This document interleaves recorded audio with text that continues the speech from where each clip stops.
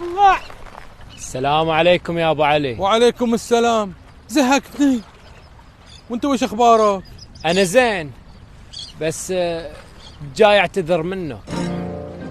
وتعرف رمضان جاي ورمضان كريم، وما ابي اخلي شي في دمتي. على ويش؟ لكن صدقني يا ابو علي، هالسالفه كلها من محمد، خلاني اصدق عليك كلام كان يخوف. وش كان يقول؟ لا يا ابو علي سامحني، ما اقدر اقول، تالي تتطور المساله ويدخل فيها محمد ورمضان وجعفر وجاسم.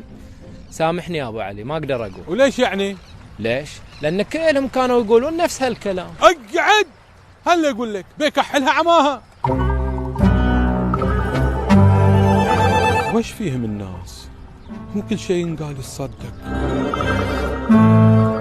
شيء حلو الاعتذار، والاحلى انك ما تظلم الناس علشان لا تعتذر. ومثل ما قالوا ترك الذنب ولا الاستغفار. ومبارك عليكم الشهر الكريم.